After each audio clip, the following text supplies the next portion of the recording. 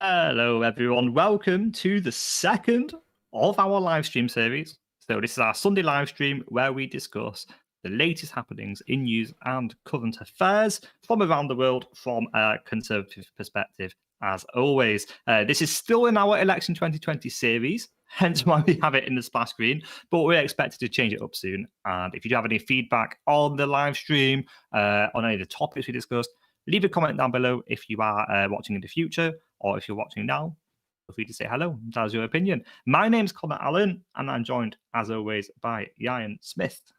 Hello, everyone. And we've not done an introduction like that for a while now, have we? Caught me off Always guard. switched up the phone.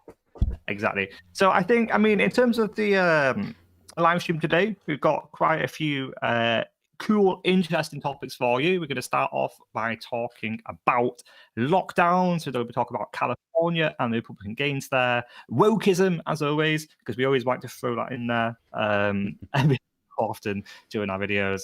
Black Lives Matter and transgenderism and the furor around it. It's going to take about 2 hours. Again, if you do have an opinion, throw it in there, either in the comments or the chat, and we love to kind of interact with you guys. But I think for the first 5 minutes or so, we're just going to have a bit of a chit chat, wait for people to get here about Rio. Mm-hmm.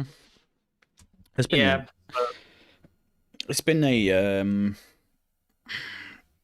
I don't say interesting week. I don't know. There's just all sorts that have been going on. Little bits in different kind of areas, right? Yeah, and just with the election, obviously that's been the focus. And it's very, very, very slow process that's happening now. Mm-hmm. Like post-election, with everything that's going on, with all the challenges that are happening. And many of these things kind of get overlooked, but still, one of the big issues is lockdowns, and that's still a battle that's happening. In many ways, been swept under the rug a little bit. What's going on there because of the focus on the sort of post-election day battle, and still the progressive radical left, whatever you want to call them, are still as crazy as ever, and they're still doing crazy stuff left, right, and center. And you got to keep exposing it. You got to keep letting the people know what's going on, and talking about these things. Otherwise, their behavior goes unchecked, and before we know it, we'll sort of wake up in the morning and we've got to pay our white privilege tax and all these kind of things. And we're like, oh crap, how did it get this way? What happened was in 2020, Joe Biden stole the election, and no, you're absolutely right. Do you think it's going to get that bad? Because let's say in the worst case scenario, all of the legal challenges around the election, Donald Trump, and everything, if they all fail, can it really get that bad? I don't know. I think step, here's the thing: is that you don't need a majority consensus for your crazy ideas. You just need enough people to let you do it, even if they don't necessarily agree with it. I think you do kind of see that a little bit already with stuff like Black Lives Matter. It's impossible for anyone to speak out about it, about their career being ruined. If they're if they're an athlete or an actor or whatever, any of these sort of high profile industries, so you can't speak out against it. You can't be in university or college or whatever and speak out against it. You're not allowed to have any opposing view. And obviously being against Black Lives Matter doesn't mean that you're against fighting racism or whatever. It just means you're against this particular organization and what they themselves claim that they stand for. So it is crazy because you allow those ideas to go unchecked, then yeah, of course they can become rampant in society and become the norm because not enough people stood up to it, and not enough people voiced their opinion and their disagreement. So even though I have faith in that there are enough rational people to reject these ideas, that's not enough sometimes if they don't speak out. So, and especially those who are committed to freedom of speech and everything. Because really, you know, we looked in our videos this week about Jordan Peterson and a whole host of celebrities, really, Gina Carano, John Cleese, and quite a few others that I seem to remember. And they're not even speaking out about it. I mean, Gina Carano simply supported, you know, gave a message of support to Donald Trump. She didn't actually like say anything that's against the progressive woke agenda, right? yeah. People still trying to cancel her anyway. So I think, yeah, I mean, time really has come. You know, you need to. I don't want to talk in terms of side choosing, but it does seem that in the near future you're going to have to choose a side between this kind of leftist wokist mob and what they deem acceptable, and freedom of speech to express all of your ideas without fear of persecution or anything like that. You know. I mean, What do you think of that? this will be an interesting period because we've seen here in the UK a slight shift towards the centre again, with the new leadership in our sort of left-wing party, which I don't know, they're showing signs a little bit that they're not going to stand for radical ideas, sort of radical leftist ideas, because they know that it will make them unelectable. Maybe we'll see a similar thing in the States as well. So the sort of first line of defense is the left movement itself, the moderate left people, to prevent the more radical side of their party from gaining more prominence and just make sure that they stay as a kind of vocal minority, but that they don't have a stranglehold over the party, which is what we're seeing now, because they're already beginning to dictate policy, aren't they? They kind of walk around like they have this skip in their step, like, oh, you know, yeah, we can't be touched. You know, people like AOC and all that walk around like they can't be touched.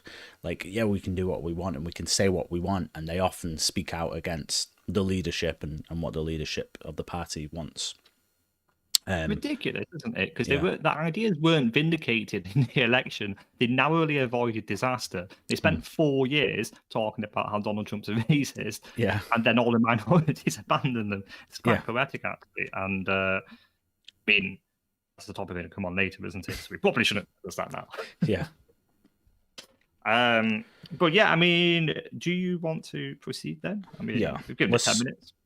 Yeah, let's go to this first thing that we've got today. So, California again. Seems like we're always talking about California. It's like the epicenter of all of these crazy ideas. I keep forgetting to put the browser in. There we go. So, yeah. So in California, this is kind of funny because you would think it's satire if it wasn't true. And when I saw this linked in places, you know, they would actually just put a little thing saying "not satire," just to, just so people knew that I wasn't the case, because you think it would be. So multiple religious congregations have sued the state of California over its COVID-19 restrictions, arguing that they broach the First Amendment protections on the ability to worship freely. Strip clubs have also gone to court, arguing the limitations curb their right to free speech. The latter group has succeeded, which might be the most California thing ever. In a ruling dated November 6th, San Diego Superior Court Judge Joel R. Woolfield wrote that the state couldn't stop clubs from being allowed to provide live adult entertainment in San Diego County, saying that the harm to plaintiffs if the application is denied is greater than the harm to defendants if the application is granted. A week later, the LA Daily News Los Angeles Superior Court Judge Mitchell L. Beckloff ruled that pre-trial discovery could go forward and that witnesses could be called in the case against John MacArthur's church, which has met for in-person services and been slapped with a contempt charge. MacArthur has gone to court as well, although courts there have issued an injunction against his flock meeting. MacArthur's establishment is known as Grace Community Church. The suit in San Diego County was brought by two establishments, Pacers Showgirls International and Cheaters Gentlemen's Club. I know the ruling you get on any constitutional issue can vary extensively depending on what judge you go before. However, let me note that one of the first things you'll when you go to the Grace Community Church's website is a reminder about the Adoption Awareness Month. The first thing that you see when you go to Cheetah's Gentleman's Club page, aside from the mountain of airbrushed human flesh, is a video featuring a helmetless, maskless woman on rollerblades being pulled behind a golf cart behind full packs with full mask-free people. This is what we do for quarantine at Cheetah's. The caption beside the video reads. So anyway, listen, there's quite a lengthy article and we don't need to go into all the details of it, but I think that summarizes exactly what's happened. The strip clubs have won, but they're still stopping the churches from allowing people to meet in person. And it's funny because everything that the local government in California seems to be doing, even though it's supposed to be, impartial and it's about preventing the spread of the virus, it seems that the places that are getting hit hardest by this come along kind of similar to party lines, really. Yeah, and I mean for me the case just really highlights just how really arbitrary the restrictions and lockdown are, because I mean, when you have churches that are attempting to identify strip clubs to avoid a legislation because the legislation blocks faith but not adult entertainment on the grounds of like mental health or something, it's just all ridiculous, isn't it? And another thing, I mean, so I live in Belgium. I think it's the same in the UK actually. When you go into the supermarket, you have aisles blocked off because they sell non-essential items, and the regulations say only essential items are allowed to sell products. It's just utterly it's very Kafkaesque. All of these lockdown restrictions and the state. This is a problem of big state, and said that it relies on party lines, Iron. That's because the Democrats are pro big state and the Republicans are against the big state. But when you have a big state, what happens is you get these restrictions and they're just so completely mindlessly stupid because they've been made in Washington or in Brussels or in London or wherever by bureaucrats who live in the same liberal bubble, and they have no idea what it's actually like for people on the ground. Lockdown is one of these policies because all these people, they have nice houses, they have nice apartments, they have nice families, and for them lockdown is an opportunity to practice yoga, and it's an opportunity to have 2 weeks off work. But if you're a mechanic, if you own a small business and it's your entire livelihood, then lockdown, why should the civil servant be telling you that you have to lock down for the good of the country? These people don't understand the economic arguments. They don't understand anything. And it manifests itself in this arbitrariness. And then you have the situation like we're discussing here, churches converting into strip clubs to avoid lockdown. It's utterly baffling and it's utterly bizarre. And it's the product of a big state mindset, I think. Yeah, I think I saw this excerpt from I assume it was an opinion, I don't know, from Gorsuch anyway in the Supreme Court, and he was talking about the lockdowns in New York, and ultimately the governor there, was it Andrew Cuomo, has made this decision of what he considers essential items and non-essential items, like you say, right? Because I remember at the start of lockdown, we where I live, we wanted to do kind of like a project in the back garden. We thought, well, we've got like a bit of wood and stuff lying around, so wouldn't it be cool to cut this down and make a bit of furniture or something, to spend some time, since we're not allowed to go out the house. And when we wanted to get some supplies from the hardware shop that we needed, we were able to get like paint, I think, but we couldn't get hold of varnish or something really daft like that. One had been determined as an essential item, one had been determined as a non-essential item. I was just like, this is ridiculous. Who decides what is essential and not essential? And you essentially have here a strip club now is basically determined that, oh right, that goes against free speech rights, and obviously are set out in the Constitution, but your right to peaceful worship of your own religion, which obviously does include going to your place of worship and the holy place in that religion, which is the church, that they're not allowing that same constitutional right to those people. And you see in New York, going back to that with Como, it's like you're not allowed to go to church, but you're allowed to go like to buy alcohol or whatever. That's deemed like an essential item, like going and buying alcohol. But being able to go to church, that's not deemed like an essential practice.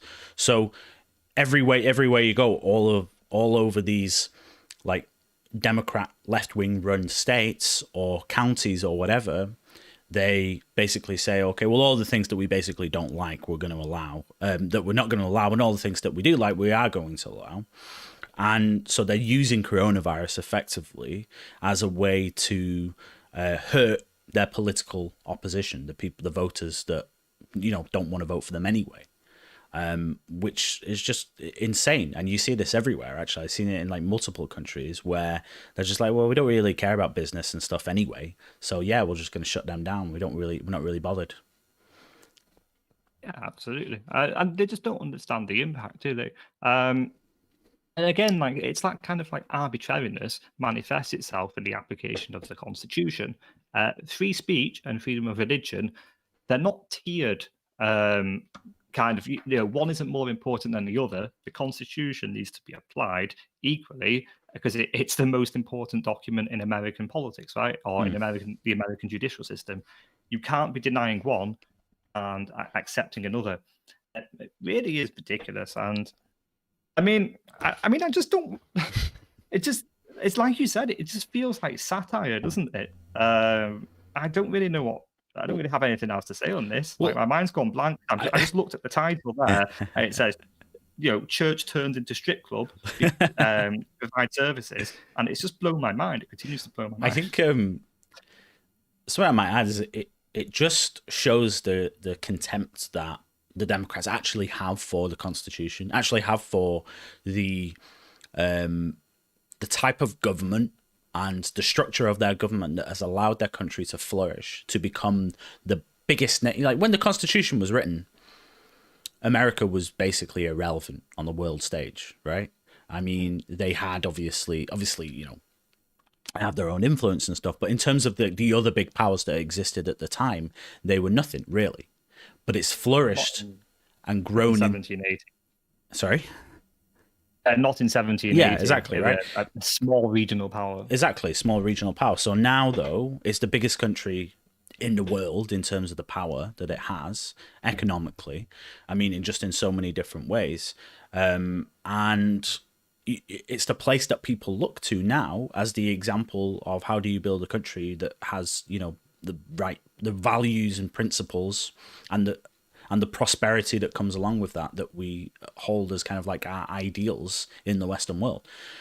And and part of that is because of the Constitution, the way that the government is set up and the way that the government is structured, that you can't just willy-nilly change like these rights that people have because they're just so heavily protected unless you have a real clear mandate in government, which no one ever has. There's a reason that no one ever has that. Right? But this sort of thing, it's the kind of thing, we were talking about when, like, if you remember, like 8 months ago or something, when the first, like, the discussion of lockdowns first came up. This is what everybody meant when we said it's a slow descent into authoritarianism, because you don't have some dictator at the head of the Californian government, who suddenly takes power one day and starts dictating. There is no more churches because, I am not a Christian and you shouldn't be a Christian, so therefore there are no more churches. That's not what we meant. To slow descent into it, because what we have here is we have a string of measures that violate the rights to free speech. They undermine the institutions and they destroy the very foundations of a society. They attack the precedents that are set, and they attack all of these things. Little by little, these things chip away at society's safeguards of freedom of speech, and it slowly descends into authoritarianism, so slowly that you can't really even see it. And lockdowns, it just proves it, because you have the state here, like you said, determining that varnish is a non-essential item, so it cannot be bought, but the item next to it in the store is paint, and you can buy that. Hmm. I mean, what this arbitrary restriction? The shop is open. Let people exercise their right to free commerce. Let people buy things. Let us use the money that we have. We're in the shop. We're socially distanced in the shop. Let us buy things. But no, we can't do that because some bureaucrat says varnish isn't an essential item. Yeah, The state, as conservatives, we believe that the state should be kept out of people's lives and not dominating people's lives in such a manner, right? Yeah. No, absolutely, I agree. And listen, while we're on this topic now, then let's talk about what's happening in California, because a lot of the count has been so slow, as we all know, that races are only just being called now, and there's been a bit of a red wave across California. And I know some people were saying before the election, like, Trump, yeah, you can win California, which obviously seemed like it's probably going to be out of reach for him to win California, and obviously that was the case. But I think certainly like large parts of California are kind of sick and fed up with the government there. And, we've seen out people fleeing and basically going to places like Arizona and Texas. And they're rejecting the party there now. So Republican House candidate David Valadao has defeated Congressman T.J. Cox, flipping California's 21st congressional districts from blue to red. The Associated Press called the race on Friday morning after more than 3 weeks of uncertainty. A former congressman who represented the district from 13 to 19 was defeated by Cox in the 2018 midterms, but has now become the third Republican to flip a Californian congressional district in the 2020 general election. According to Decision Desk HQ, Valadao carried the district by about 1% margin as of Friday morning. The Republicans drew 84,480 votes, while Cox drew 82,685. They called the race back on Wednesday, prompting Valad, I just don't know his name, to respond. As vote counts come to a close, I am honoured to receive the support of CA21 voters and look forward to returning to Congress to represent the Central Valley. Thank you to those who have worked tirelessly to make the voice of the Valley heard this election. So what else is there? I mean, that's basically it. But the point is, all of the races actually in California that were quite tight going into it, all the toss-ups, a lot of the lean Democrats, all of the lean Republicans, the Republicans have won all of them. And it's not the picture that we were being told that was going to happen. It's not quite as good, obviously, as what they did in 2016. But certainly after the midterms in 2018, the Democrats were going into this one like, oh, we're going to take the Senate now, and we're going to even improve on our majority in the House. And obviously the majority that they looks like they're on track for in the House is incredibly slim. And it's because they're losing favor now with people in these Democrat strongholds who are actually just getting a bit sick and fed up with the way things are going and the rhetoric that's coming out of the left. I mean, let's be clear that the Democrats, they're in nothing short of a civil war, are they? Because you've got two wings of the party, one dominated by AOC and these kind of progressives, one dominated by the more centrist, normal and non-weird Democrats. And a lot of the people in these rural counties in California, okay, wokeism doesn't resonate with them. If you go out into a mostly rural valley in California and you're asking farmers there, what's the most pressing thing that matters in US politics right now? Is it racial justice? They're going to look at you as if you're crazy, and they're going to say, no, I want to sell my corn. That's it. And so when you have these kind of progressives who've proclaimed themselves to be in the ascendancy, but they're not, because the election actually repudiated a lot of their ideals. This was meant to be a blue wave year. Okay, this was meant to be the election where Texas flipped, to the Republicans. This is meant to be to the Democrats, sorry. Yeah.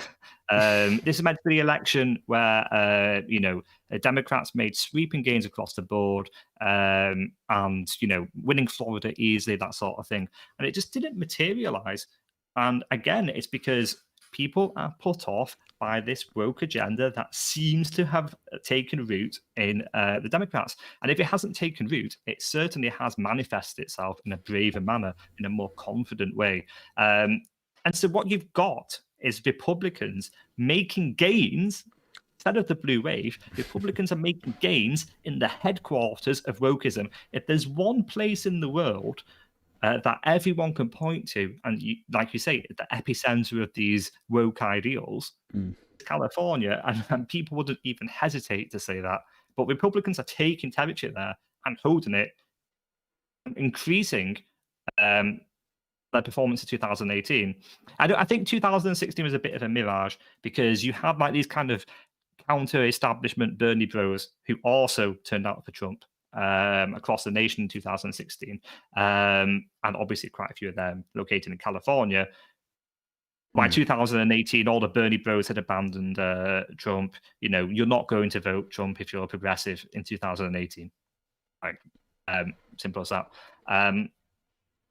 To be making gains from a man who has been labelled, vilified as a racist and this, that, and the other, and a fascist tyrant for 4 years, and he makes gains in the headquarters of wokeism, something's going wrong for the Democratic Party. What do you think? Yeah, I think what's interesting for me is that this is with just about every type of institution establishment working with them in tandem to win the election. And the fact that they've lost ground says it all.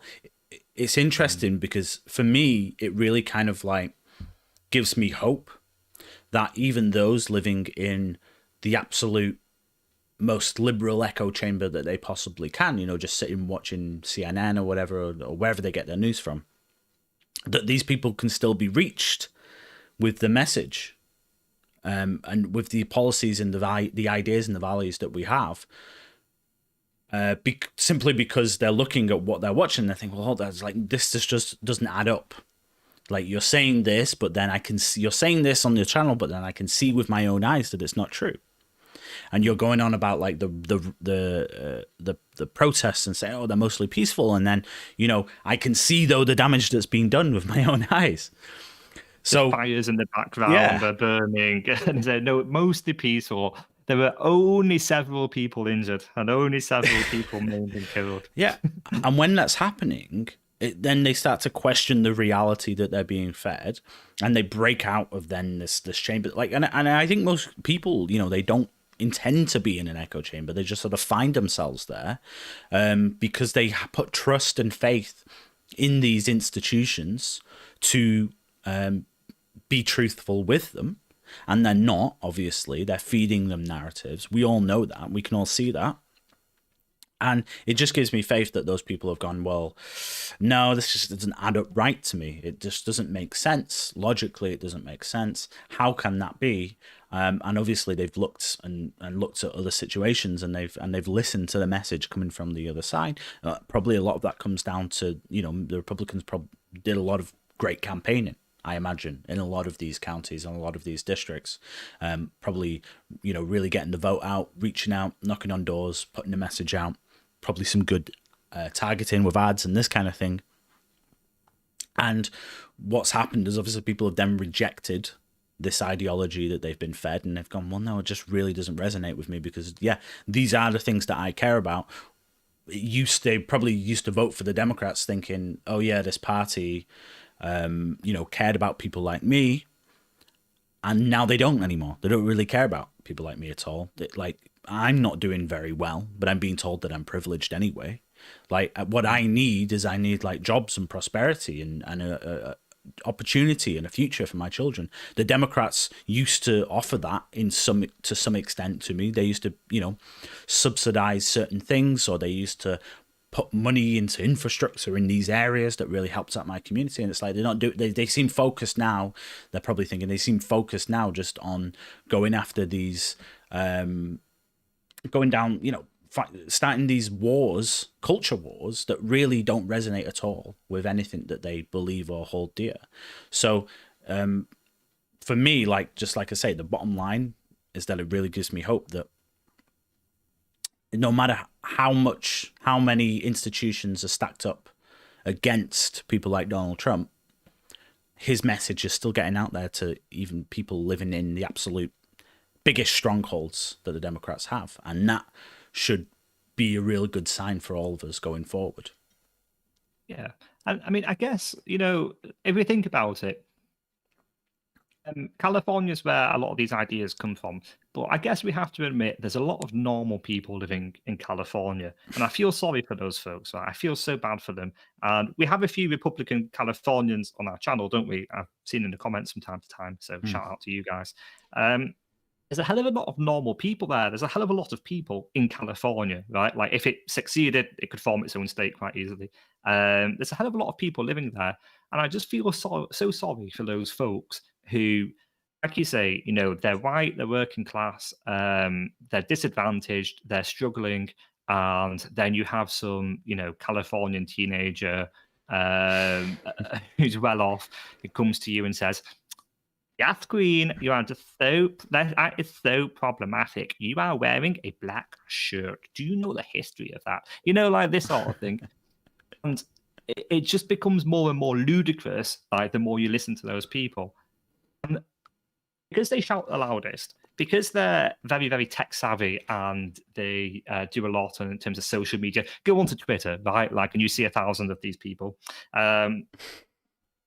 Because they're so tech savvy, they tend to drown out the normal people, the good, hardworking people. Also because the hardworking people are at their jobs, right? And let's face it, when have you ever seen a progressive with a job? Apart from the mainstream media. So they tend to get drowned out a lot. I guess we should really respect the fact that a huge chunk of the Californian population are normal. And when they have people like, banning books and burning books because they are opposed, they voiced a slightly different opinion to the woke majority, reject it. And so what do you think? Do you think California could flip red in, I don't know, 10 years or something? Give it 10 years of an intensified culture war sparked by a Biden administration. Do you reckon California could go red? Yeah, I think it could. I mean, why not? I mean, it did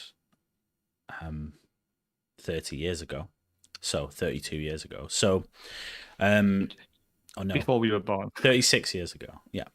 So 84, I think, was the last time. So, yeah, of course it can do. I think it would take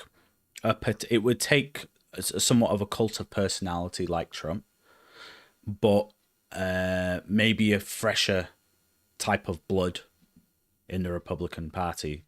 I think Trump has inspired a whole generation of conservative thinkers now. Many of them we're going to see rise in the sort of political ranks. Many of them are probably will be just taking office this January for the very first time. Probably a future president, I would imagine, for the Republicans is taking office right now in January. So, because these are all people that have been inspired by, they call it Trumpism, well, I don't know whatever you want to call it, but it's like this new conservative movement.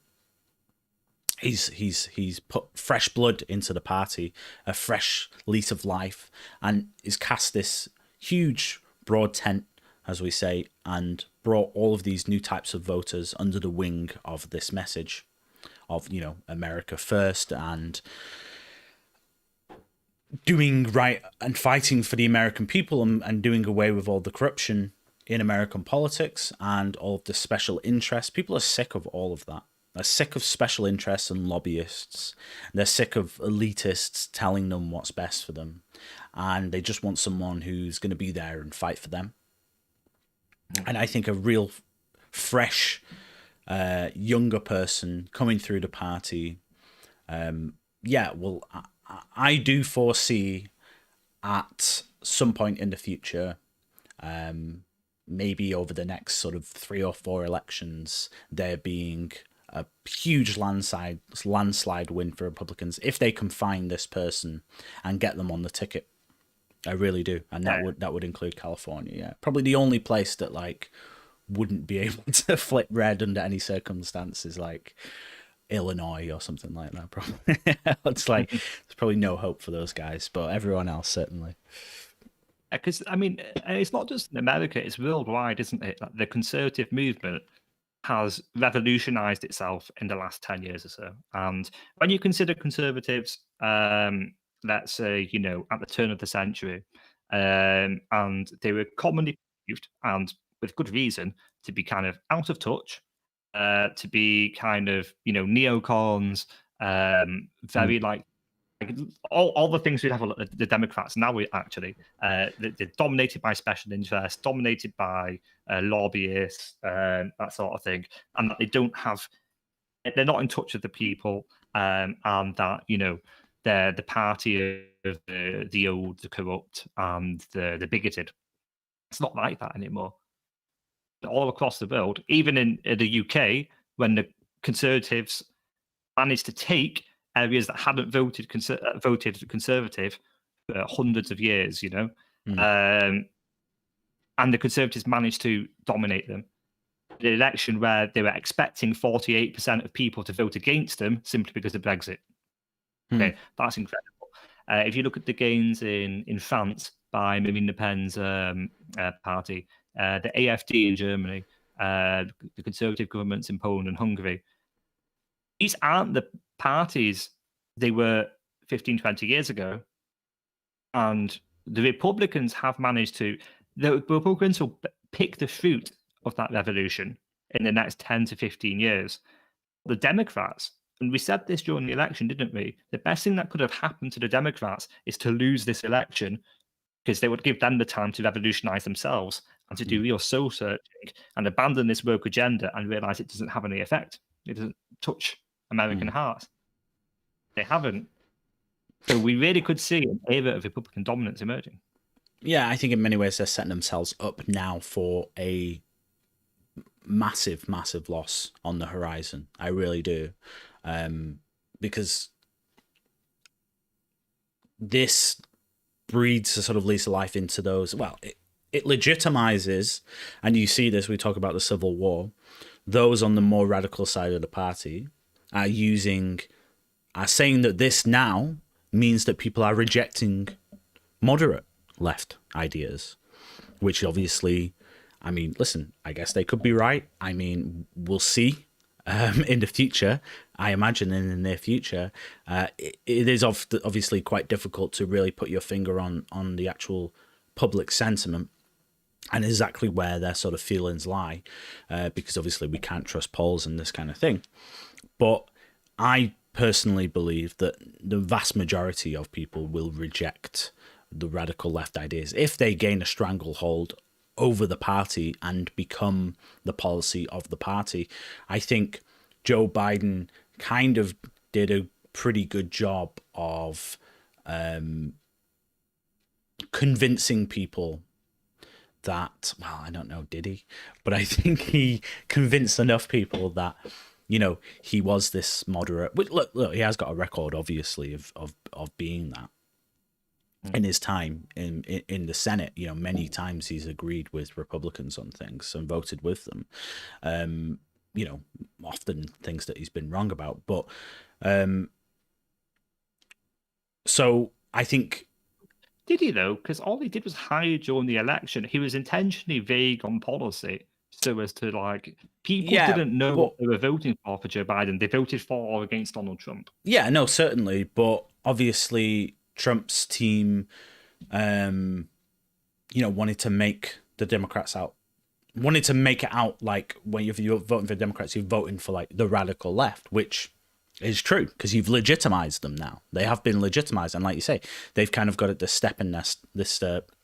skipping their step now when they're talking about overtaking other part. Like, will Nancy Pelosi even be elected again as the leader of the House? I don't even know. I think there'll be a bit of a coup there, and that they won't even do it. She'll be overthrown.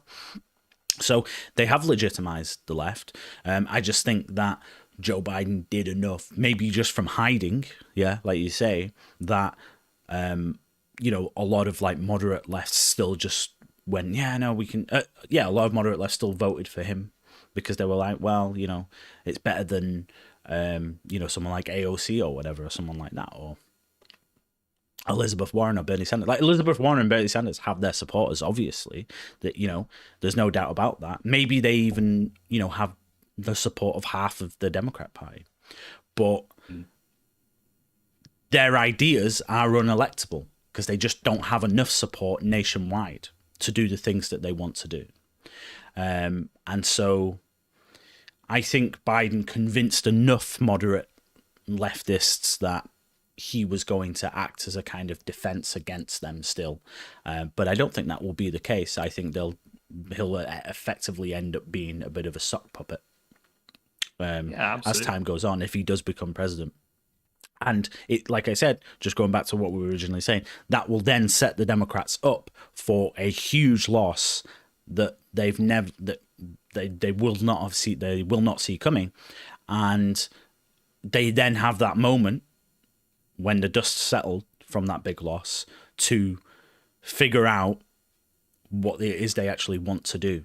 Are they going to double down then on the leftist policy or the radical policy, or are they going to come back towards the center again and become electable? Because that's the decision that a lot of left parties now are facing in Europe. They've been defeated catastrophically, and they're sort of licking their wounds and have to figure out where do they go from here. Yeah, 2024 is going to be super interesting, isn't it? Because, as you say, you know, people voted for or against Donald Trump. There's no disputing that amongst a certain section of people, Donald Trump will never gain votes because of his personality. And, you know, like we're kind of pro-Trump, and we freely admit that. However, what if, you know, you have Ted Cruz up there? What if you have Tucker Carlson up there? What if you had any of the, you have a rising star that we don't know? What if we had Dan Crenshaw there? Yeah, the all-American hero who I'd love to see run for president, actually. If we repeated the last election, let's say Dan Crenshaw as a Republican candidate, I think it's no question Republicans dominate that election. With So, Dan Crenshaw? I think so. Yeah. I mean, wouldn't you vote for Solid Snake? He's certainly charismatic, yeah. Yeah, so Joe Biden, what he has to do over the next 4 years, if he can prove he's a centrist moderate, then he alienates the progressives.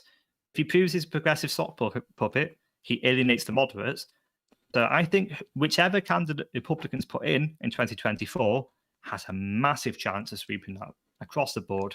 I think we could see Reagan level levels of a landslide, which we were due to have before the coronavirus hit. Let's be frank about that. No, we were. Did you see the poll? Well, I mean, obviously fake news polls, but the polls have a Democratic bias, and the polls were showing a landslide victory for Donald Trump in January before the coronavirus hit. So I think the Democrats got very lucky, but their victory will obscure their luck. And in 2024, we will see, as you say, a historic defeat for the Democrats. But maybe that's me trying to tell the future, and I shouldn't do that. Well, because, I don't know. 2024 might be too soon. I think 2022 is a good bellwether, right? Yeah, the midterms in 2 years will be really, really interesting. I mean, it still depends who's going to be president at the time, but if it is Joe Biden, then yeah, 2 years is a long time to avoid annoying a lot of people, which undoubtedly he will do. And yeah, I can see quite big losses there. Probably Republicans retake the House at that point. But anyway, let's talk about wokeism then. So we have this article from Think Now, which is talking about a poll that was done with Hispanics or Latinos or Latinas or whatever you want to call them.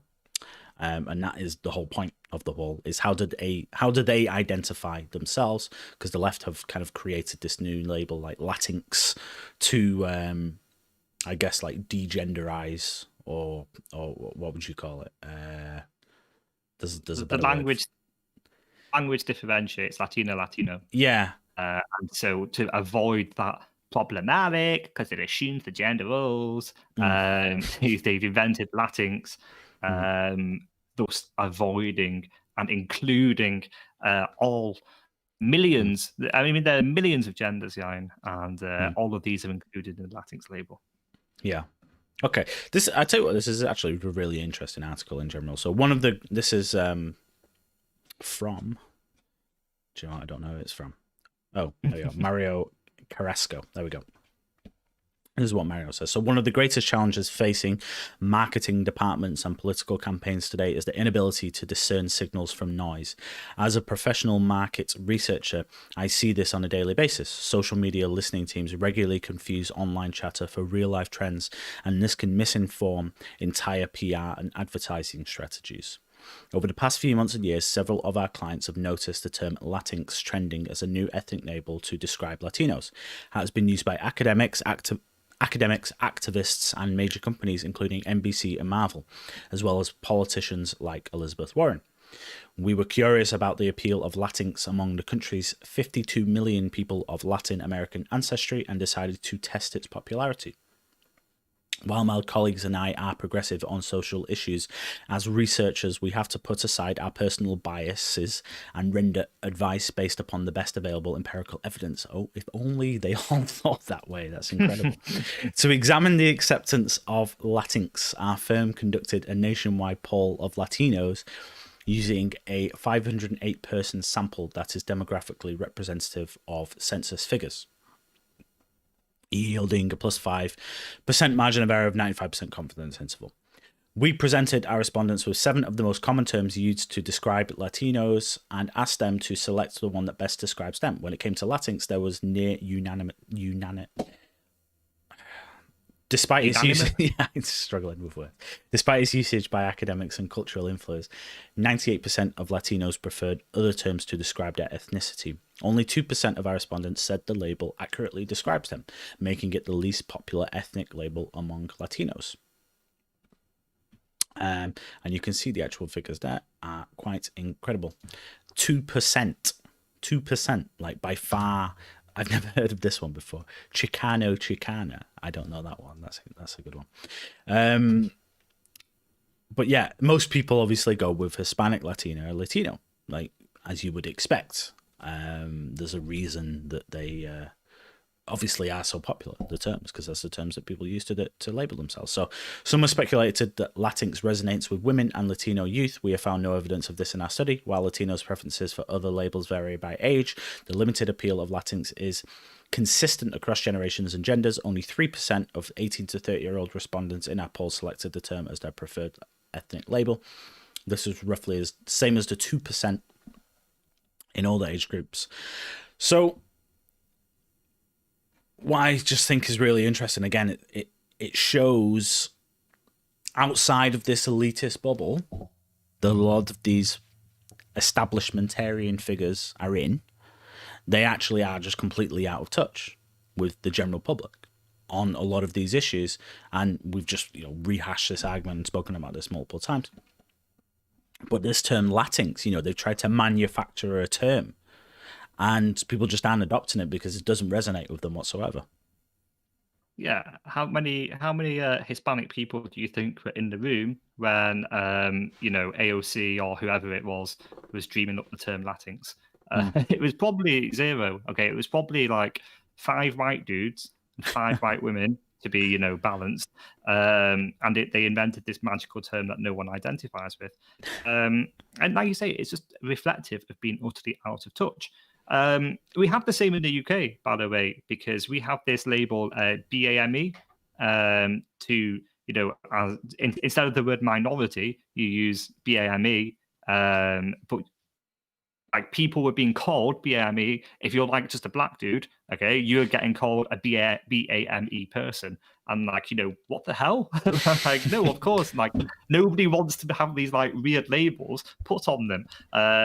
Minorities don't just simply accept their victimhood label willy-nilly from whichever white bureaucrat wants to label them as such. They're real people, and they have these they're individuals, and who cares about their race? Okay, and maybe it's a source of pride for them. Fine, cool, but you don't characterize yourself by that. It's not an issue for many people what the how gender balanced or whatever the term is, and the proof is here in this article. Really is reflective of like wokeism taking hold, taking roots in the kind of elite section of our society, and them kind of like deigning to enforce it upon us because they know better, right? Like they know best what is good for the Hispanic community, and that is to relabel them Latinx, because that's inclusive, and that will really touch the core of our minority voters because it's inclusive. Okay, they don't care. They want jobs, they want dignity, and they want to be treated like anyone else. They don't want weird labels, and I think, well, I mean, it proves it, doesn't it? And like effectively all the other labels or whatever, like labels, whatever you want to call them, they're just organic things, like someone, like you look at the third one, Cuban, Mexican, or Puerto Rican, like is in where they're from. Like it's a perfectly normal thing. It's like, oh yeah, I'm a Mexican, I'm a Puerto Rican, or whatever. And then Latino, Latin, these are old words that have established usage, and there's absolutely nothing wrong with them. How can a word Hispanic possibly be offensive to someone? Like, it doesn't make any sense. Of course it's not going to be offensive to them. Why would they want to adopt some like random term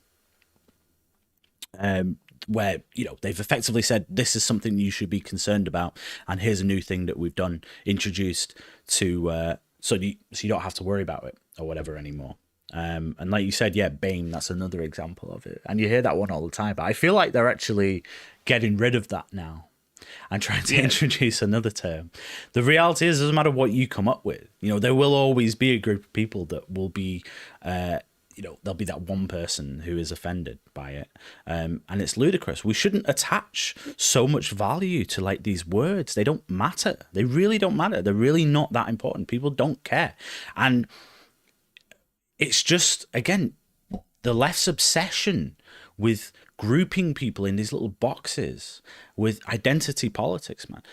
People aren't interested in that. They're really not interested in it. They just want to be treated as an individual.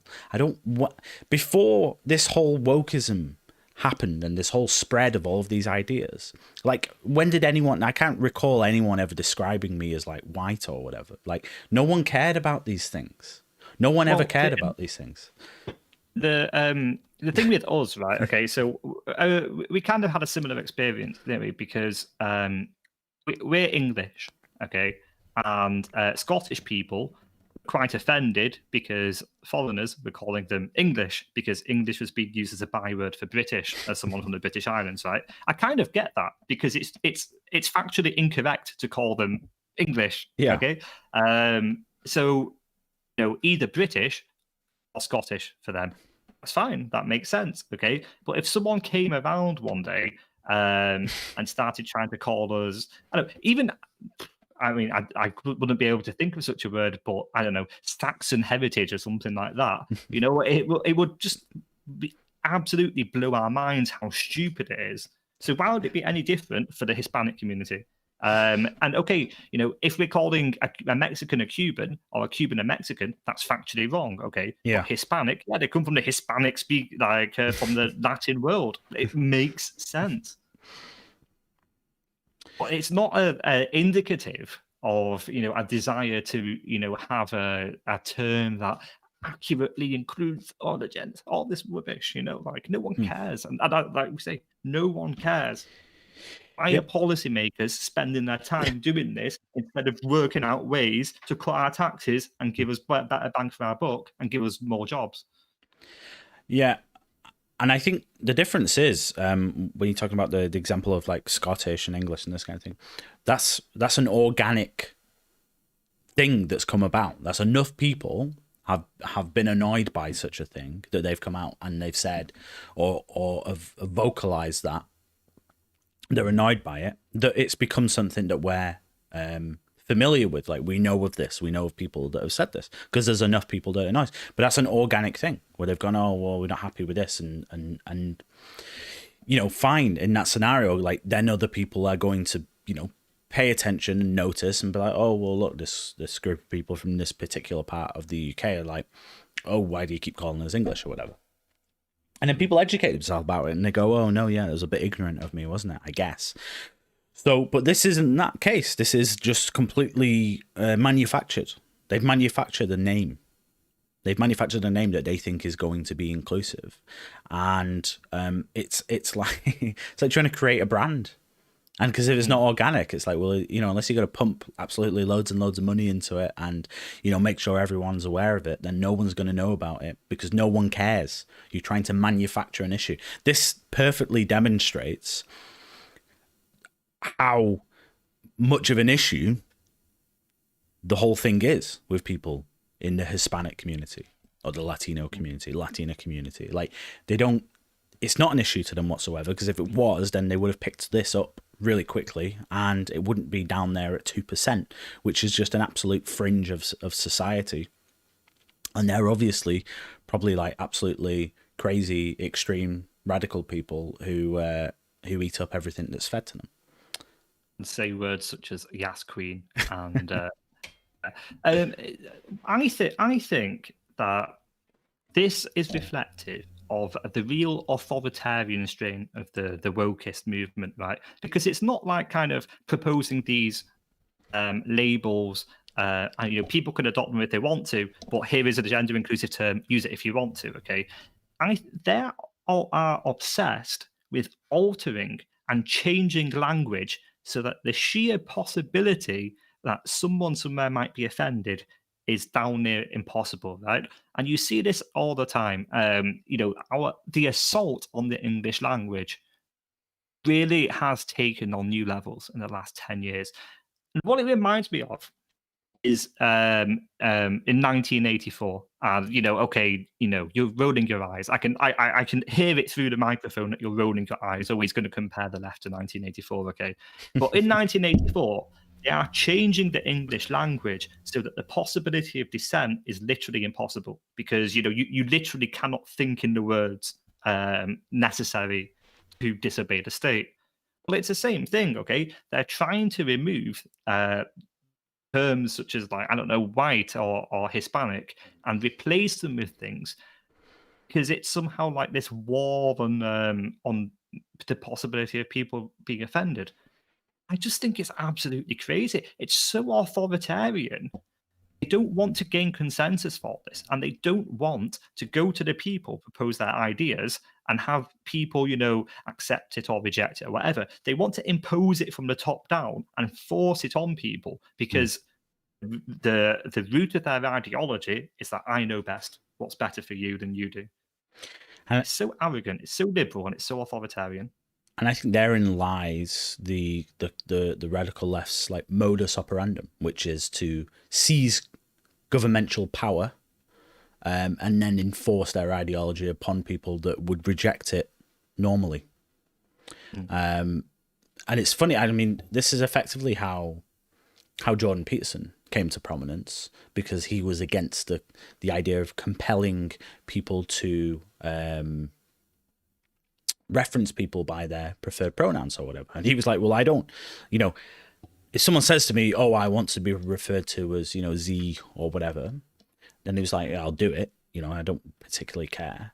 It doesn't offend me in any way. Like, I'm not bothered. It really doesn't affect my life in any way. If that's how they'd like me to refer to them, then I will do. But you can't compel certain type of speech upon people, because it's just then the first step towards you know, the Orwellian world that you have described. And it seems like maybe that is kind of the game here as well, is it create this term Latinx, and then somewhere down the line make it that you must refer to people from the Hispanic or whatever as Latinx, or face a fine, face, you know, punishment. Yeah, you'll go to prison for hate crime if you do not refer to the people as Latinx. It seems like that's kind of like the way they want to go, and this is why they're always at loggerheads with the Constitution, because the Constitution is there precisely to protect people from this kind of thing, from crazy radical people like that trying to dictate from the top down what people can and can't do and can and can't say. That's the whole point of the Constitution, is to stop this kind of thing. And it's acting, it's doing its job basically, and that really annoys them and irritates them, which is why they're so obsessed with the Supreme Court, because the Supreme Court basically has this ability, if they abuse their power, to just interpret the Constitution however they like. Right, and create new law effectively, and say, well, I think that the Constitution in the current world would mean this. This is what the forefathers would have wanted. And it's like, well, if that's what the people want in the current context, in a contemporary context, then why can't they just vote for that then through their representatives, and they put that legislation through? Why do you require someone to wield the power of a Supreme Court justice to forcibly change the interpretation of the Constitution to create a new law that aligns with your ideology? If your ideology is what people want, then they'll vote for it. They don't need that.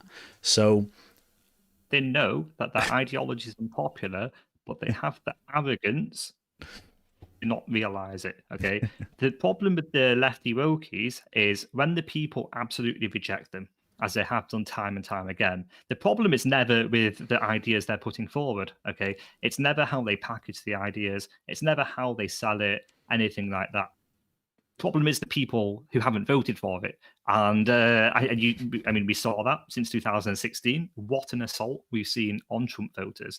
But in England too, we had Jeremy Corbyn, who was put in, he was essentially hoisted into power at the head of the Labour Party. He was a fringe nut job before then, and everyone considered him a fringe nut job. But the Progressives made such a huge movement towards putting him in, installing him at the head of that party, because it would be the default opposition candidate. And people would have to choose between Boris Johnson and Jeremy Corbyn. And that's how they thought they could get in, by default, because who else are you going to vote for?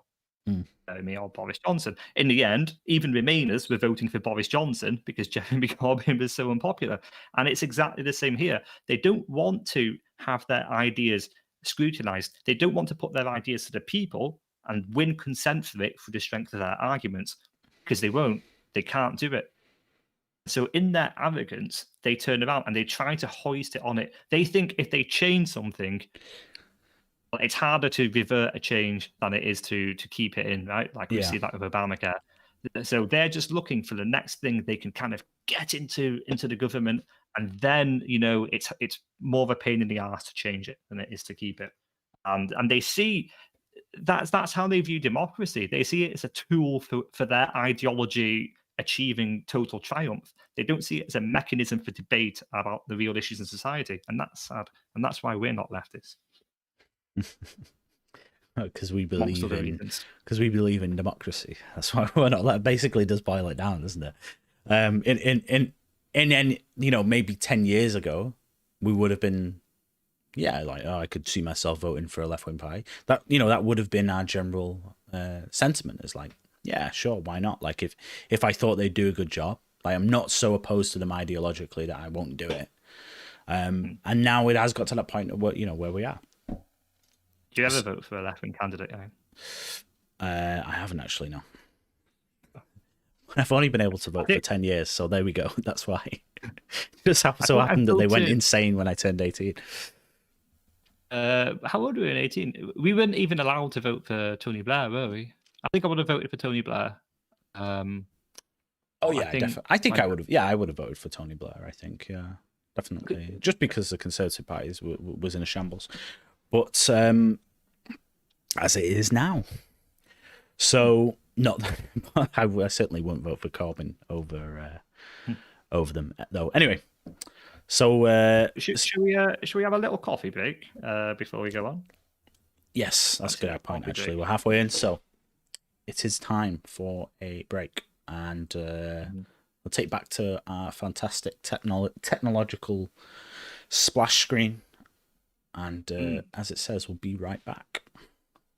And just before we go, actually, if you if you're watching the VOD and you haven't subscribed, please do consider subscribing, because when you subscribe, it helps us out, because the higher the number of the subscribers, the more likely YouTube is to advertise our content to people like you, not just you, people like you.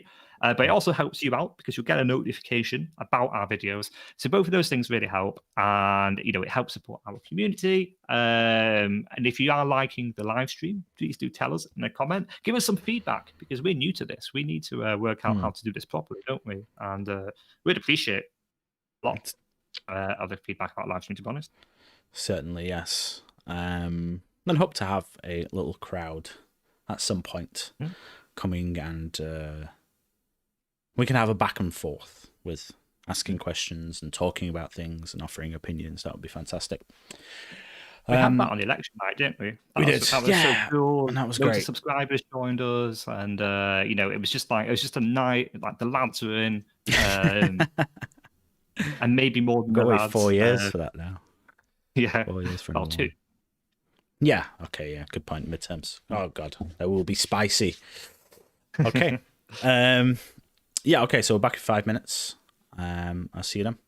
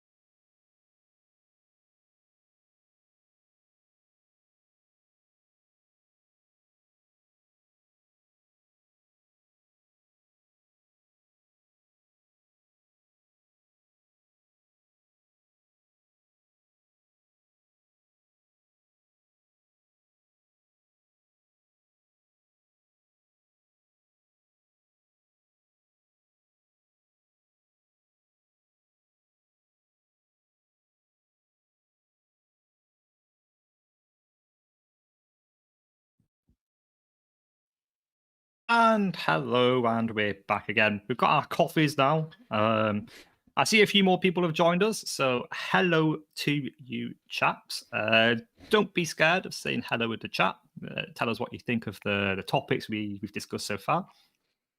Always a pleasure to have you here with us. And anybody who's listening, we've asked a few times now, but any feedback about the live stream is really appreciated, especially at the time. We don't know if the time works really well. We don't know if the format is a bit of an improvement, but we'll let you tell us that. We've got two more topics for you. First of all, Black Lives Matter, which is always a big fun topic of ours, isn't it? And then transgenderism later on. And so we've got about between about an hour more content to go, and we'll call that an evening. Yeah, so I have this article from The Guardian, which is interesting. What I like about this is, depending on basically your own internal bias, you can look at this same data and think that, and basically draw a different conclusion from it. So I'd love to see what people think. Actually, what does this mean to them? And this is in the UK actually, because we had a lot of after the whole protest kickstarted in the US, they spread across the world, as I'm sure many know, and have infiltrated many of our infiltrated many parts of our society. They teach kids about it now in school, in some schools I know, and so much so that even our sports now have like a kneel moment and stuff for like 5 seconds or whatever before kickoff, like in football games and stuff. But there was a study done anyway, basically, to what people's reactions about Lives Matter. And a majority of people believe Black Lives Matter, the anti-racism movement that spread across the UK this summer, has increased racial tension, according to a poll. Just over half, 55% of UK adults believe that BLM protests took place in big cities, but also in the Shetland Islands and the Isle of Wight. Increased racial tensions, according to a survey of more than 2,000 people by pollsters Opinium. Only 17% of people polled in October disagreed. The polling also showed 44% of ethnic minorities felt BLM increased racial tensions. The findings, which BLM organisers say showed the movement has exposed existing fault lines, comes alongside parallel research indicating sharp increases in the number of Black people saying they've faced discrimination in the last year, rising from 47 to 81. In a possible sign of racism rising from the origin of COVID-19 in Wuhan, the proportion of Chinese people saying they faced discrimination over the same period rose from 68 to 76. Opinium's annual survey of multicultural Britain also found that 71% of Asian people had suffered discrimination or abuse because of their ethnicity, rising to 81% of people among Black people. A particularly worrying find is that the majority of BAME people, there's that word again, have faced discrimination because of their race and ethnicity, said Meet Koban, the director of My Life, My Say, a youth-led charity aimed at increasing engagement with democracy. Another saddening finding is that 46% of BAME people have faced discrimination on multiple occasions, which is an increase from last year. And here's the graph of what do people do they believe that the racial tensions have increased? Do they believe Black Lives Matter have increased racial tensions, or do you agree or disagree? And you can see, obviously, among Conservative voters, it's really high. Among Labour voters, which is the left-wing party here, just for those who don't know, even they, in a majority, think that they have increased tensions. And what's interesting is you have an agreement, basically an agreement. Obviously, it's more Conservative agreement than those on the left that vote Labour. But people basically broadly agree that it's increased racial tensions. And I guess then it just comes down to the reason why you think it's increased racial tensions, because it seems that, and obviously this is the sentiment of the article here from The Guardian, which is no surprise. Their sentiment is, it's increased racial tensions because it's exposed the racism that already existed there, Black Lives Matter, because now they've confronted people on their racism, and people have seen this, and the racial tensions have increased. Obviously, we believe, what it's actually done is means that you've got this movement that is going around telling people, trying to rip down statues and telling people that they're racist, or that their whole race is racist, and that just by being white that they, have this privilege, and that, they must repay society and repay black people for all of the colonialization that their ancestors did, and all of these radical ideas. They've now just come straight into the mainstream, and people have gone, well, hold on, that seems a bit ludicrous. Surely people don't think that, and that itself has raised racial tensions.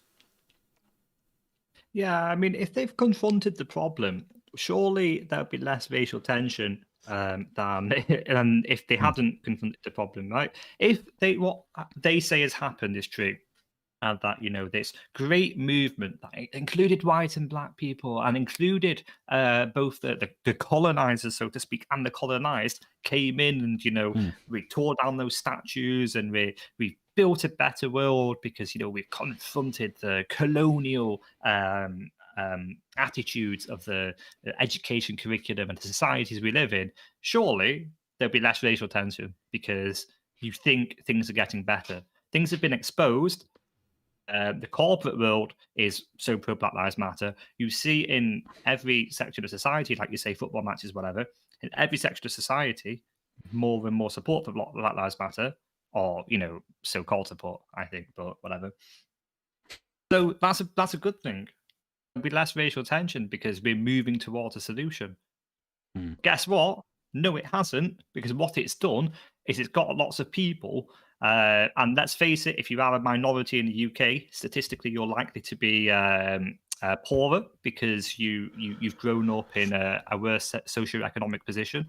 What it's done is taken a lot of people, the same people who are more prone to feel frustration of the world, the economically disadvantaged people, and it's given them a reason to be angry. Black Lives Matter has stoked tensions in almost every single racial community. It's turned around and it's pointed the finger solely at white people for such a huge multitude of problems, many socioeconomic problems, from inequality, so economic inequality, but also, the education system and the failures of the education system, down to access to healthcare. We have right now people saying that minorities should be given priority access to a COVID vaccine because otherwise white people would dominate it. All of these things. It's just ridiculous the amount that it's infected and seeped into society.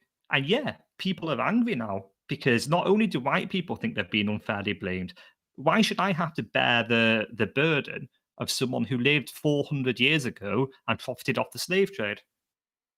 Why should I?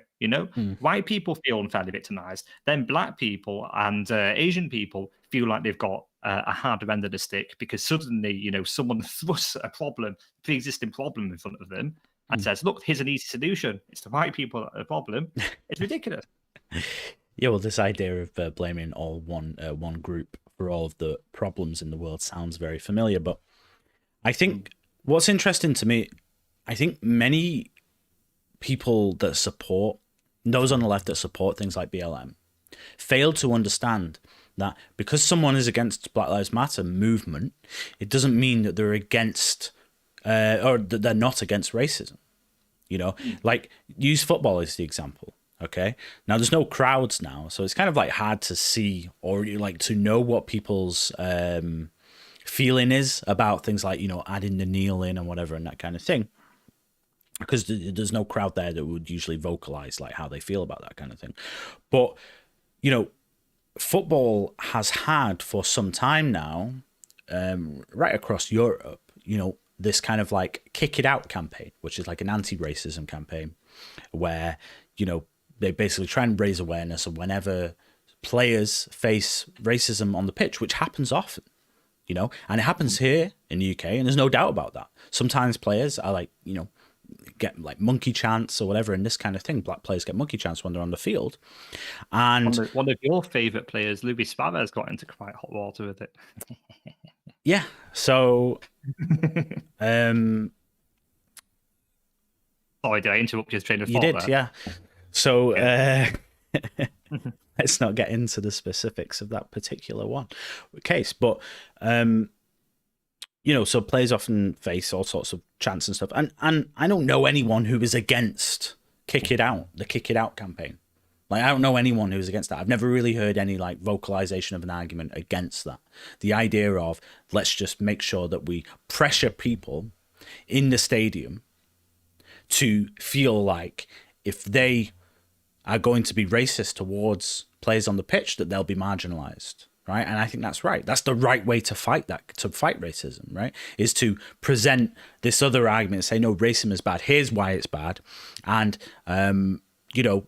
if you're going to come and be racist on the pitch, then you're going to be marginalized because of it. And we're going to make it clear that we don't agree. And exactly. No one's against the example. Yeah. And no one's against that. But people are against Black Lives Matter. Why? Because they don't see it purely as, it's not synonymous with being anti-racist. It's a movement. It's a political movement, and it has its own agenda, and it has its own values and ideas and ideology. And they made it clear what they are, and they have a website where you can go and have a look at what they believe in. And people just reject those because they see it as a bit like a neo-Marxist organization that's trying to implement equity, as they call it, which is just a redistribution of wealth. And people will reject that idea because they have a basic understanding of history, and they know that when people try and redistribute wealth, it doesn't work, and it actually causes many more problems than it does, and sometimes millions of people die. Yeah, I just say very quickly. So Alan says hi. Alan H, our boy Alan H has commented. Hi guys, I'm having to start from the start. That's no problem, mate. When you get up to when you get up to this point, I'm sure you'll be full of righteous anger about the Black Lives Matter. You'll tell us in the comment section what you think of it. But yeah, I mean, you're absolutely right, and we've talked a bit before about how Black Lives Matter. I mean, it's a substitute for the redistribution of wealth. Okay, so back in the 80s, if you were a student, you're probably a communist. It makes sense. What they've done is instead of so it used to be the case. Policy was we're going to overthrow these capitalist dogs and redistribute the wealth from the most wealthy in society to the poorest, and if they lose their heads during that process, then cool, like even better. But what they've done now, since the defeat of communism, since the destruction of the hard left, they've tried to retain the same kind of soul of it whilst kind of repackaging it into a new present, basically. So what they've done is they've realized minorities, traditionally the most disadvantaged people in society, and white people, the most advantaged people in society. So what they'll do is they'll substitute the capitalist bankers for white people, and they'll substitute the working class for minorities. And they think they'll achieve a more fair society by introducing things such as, a white people tax, a privilege tax, by introducing things. When they talk about, I don't know what you think about this, but did you see recently Scotland has introduced free period products for women? So in effect is a redistribution of wealth itself, because you're using taxpayer money towards females who are traditionally economically disadvantaged in society, right? So from that leftist position, that is an objective good in the world. I'm not sure what you think about that. And I mean, I believe, taxpayer money should be kind of used for things like roads. I think taxes are necessary for, and shouldn't really be used for that. But it's a tax argument rather more than anything. But it is essentially redistribution of wealth, as you say. Yeah, and do you know what, that raises kind of like an interesting point. I hadn't really thought about it all that much, about what I think about it. It's just a form of welfare, effectively, which is to make this. I mean, it's like contraceptive things. You can go get contraceptive stuff for free. I guess the question is, like, with contraceptive stuff, it helps. Condoms are actually fairly expensive. So it actually does help. I I guess, prevent unwanted pregnancies in that sense, and it's a net benefit on society. You could probably make that argument. When it comes to it's what is it on again? It's on things like tampons and stuff. Is it right? Is that what's effectively free now? Free now. Sanitary products. Yeah. Only female sanitary products. Yeah. Man, I don't know. You put me on the spot. I need to really have a think about it and decide. I guess it's a tough one, isn't it? But yeah. I mean, you can take your perspective on tax and how taxpayer money should be used. If you believe that the state should be funding more forms of welfare, and you think the state should be increasing its presence in your life, and then you agree with it. But if you believe in the free market, and if you believe that you know, when you pay your tax, it should be used for things that benefit you directly, right? So the infrastructure of the country, that is an objective good for me, so I pay that. The defense of the country, that is an objective good for me, so I will pay my tax for that. But you know, an unemployment system, yeah, sure, that's a good safety net for me, so I will pay for that. But when you're talking about something that doesn't affect you, sanitary towels for women in Scotland, and only Scotland, by the way, not in England. So English taxpayers pay for Scottish women's period products. Is that good? Why is my tax money, why is my contribution to society being used in a way that doesn't affect me?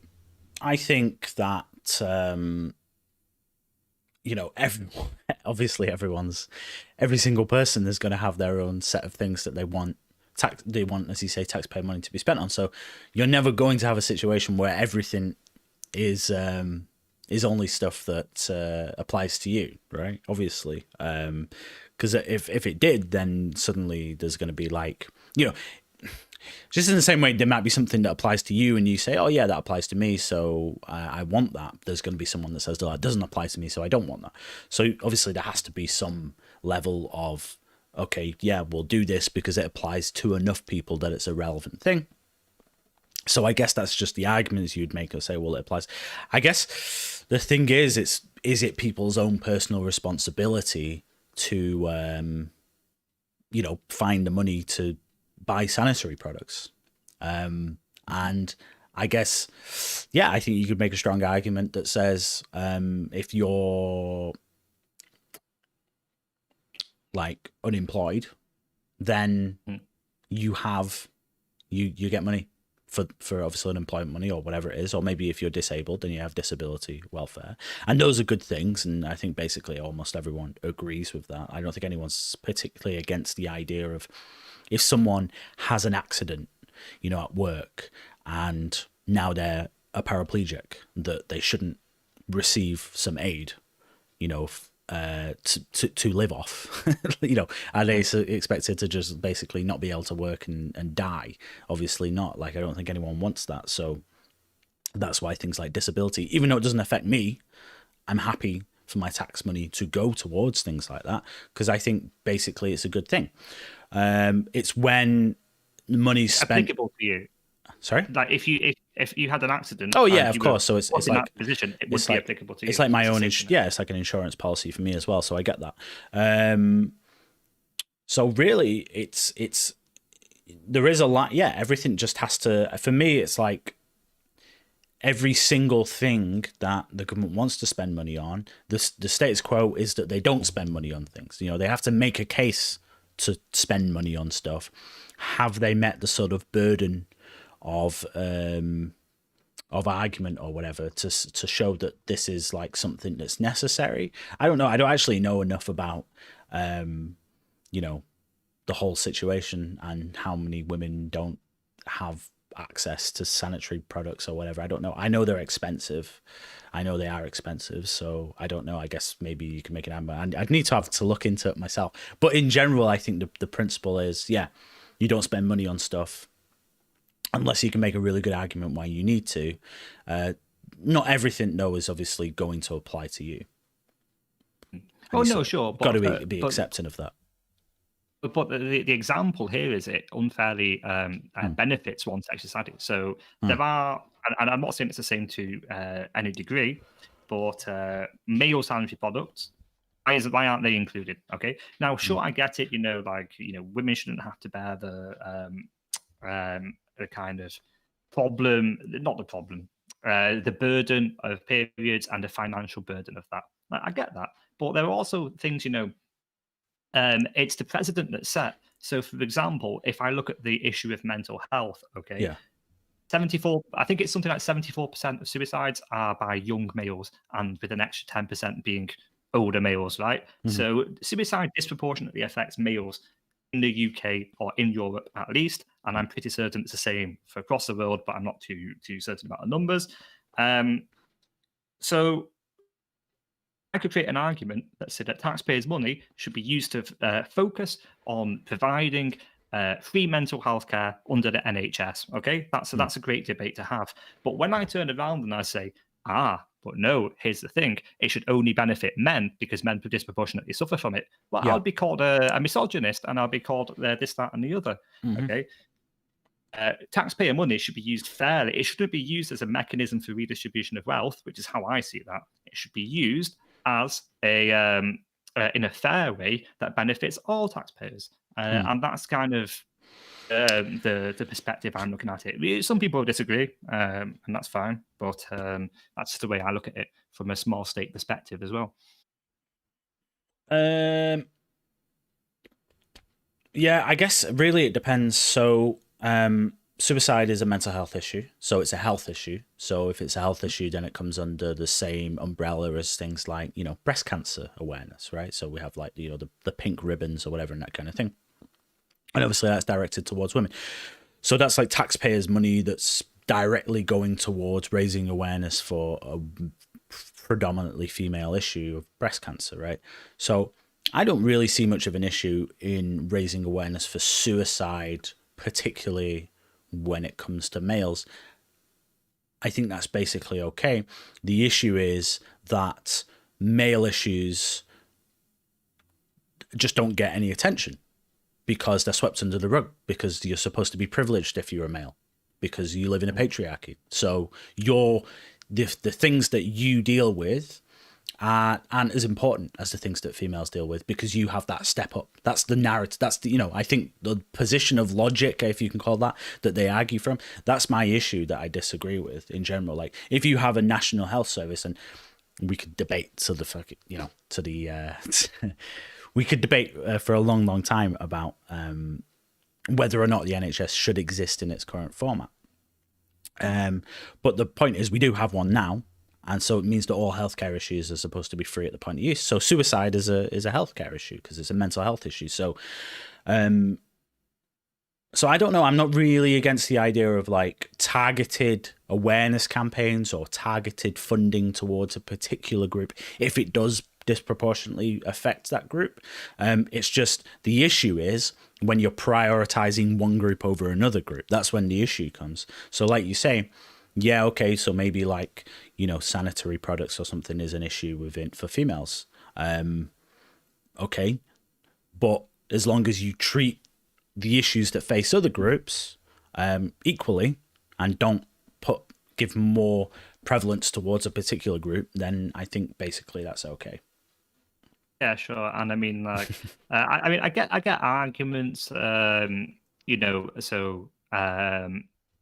someone sent me a private message that it's not a female's choice to have a period at birth, and they shouldn't be expected to bear the burden of like financially expensive things, products for the rest of their lives. Okay, whilst being less at the same time and that sort of thing.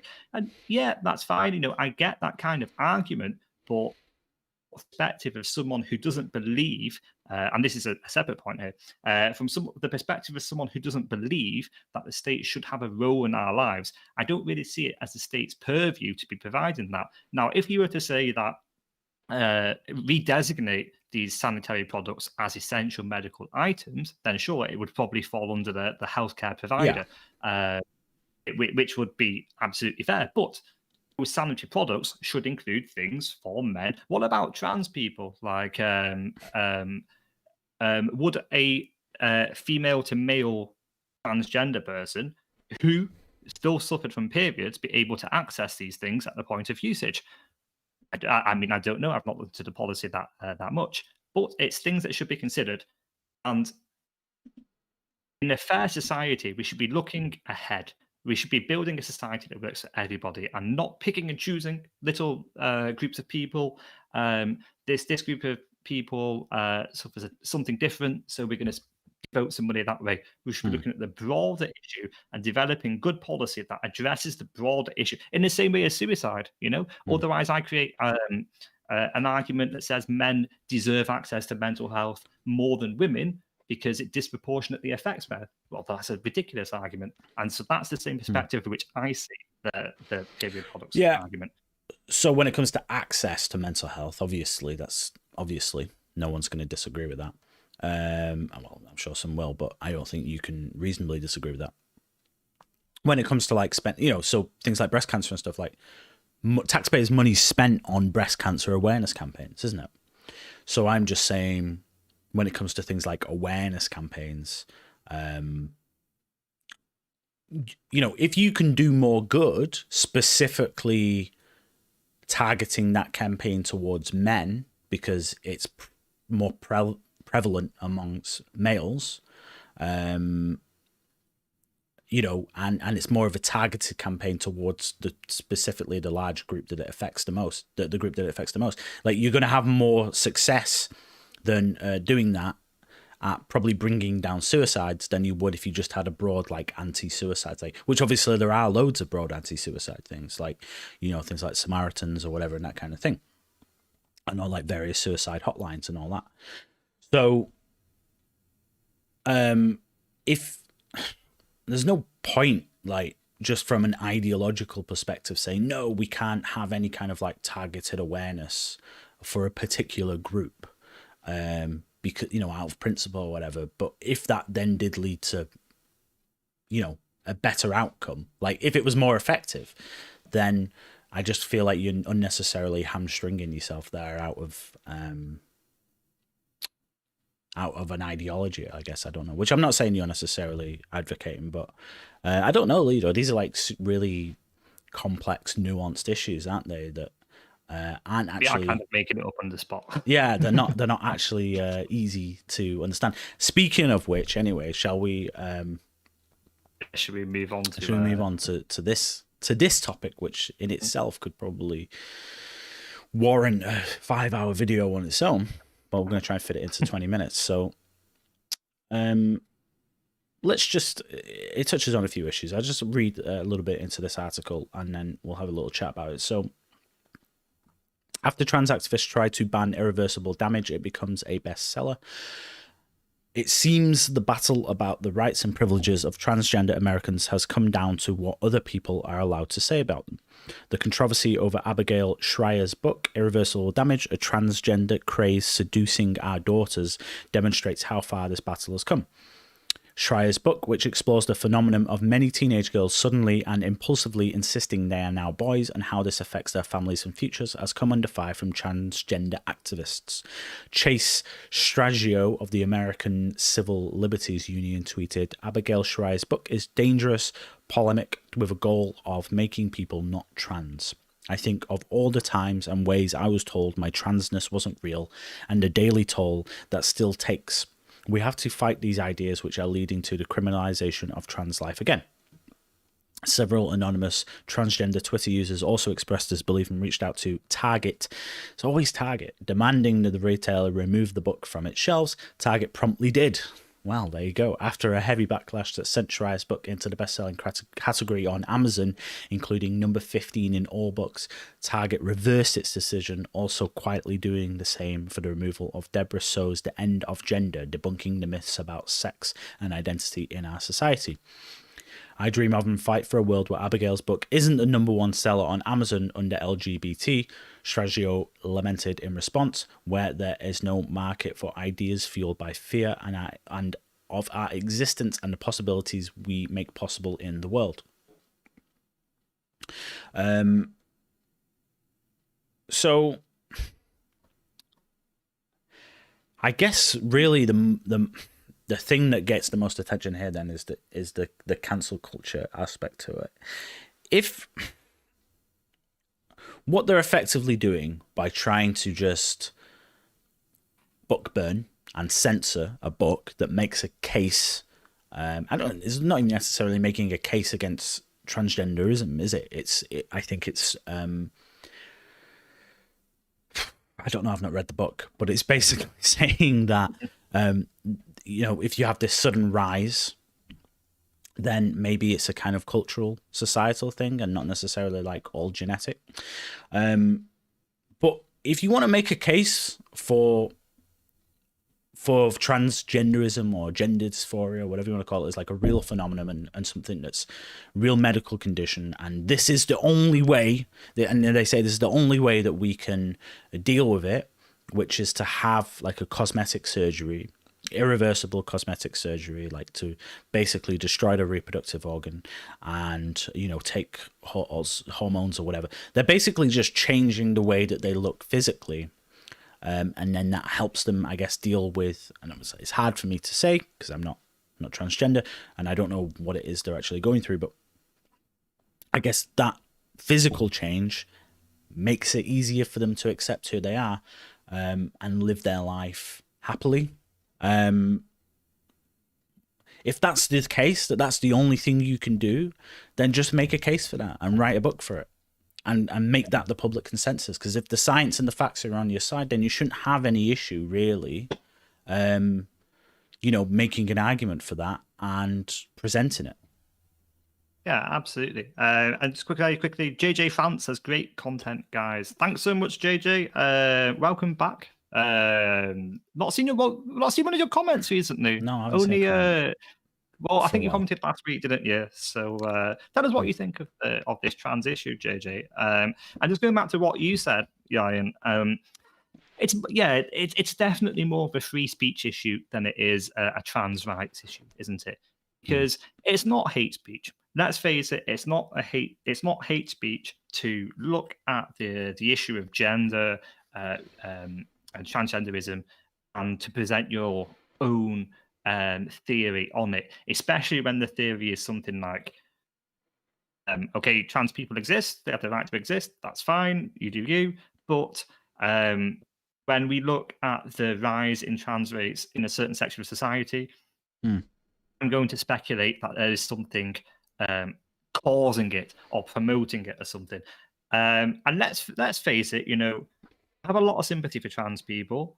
It must be awful to go through. It's very difficult to go through. We want to be promoting acceptance of it. We want to be promoting kind of tolerance for it. We don't want to be promoting transgenderism itself because it's very difficult. And as you say, it can lead to situations where people are being encouraged to have very damaging surgery, potentially without being as fully 100% certain as they might be. So it is a free speech issue. It's a very complicated issue, and it's only entered the political kind of mainstream in the last 10 years or so. Homosexuality has been criminalized in our lifetime. I don't draw a parallel between homosexuality and transgenderism, just that these kind of issues in terms of sexuality, identity have entered the mainstream only recently.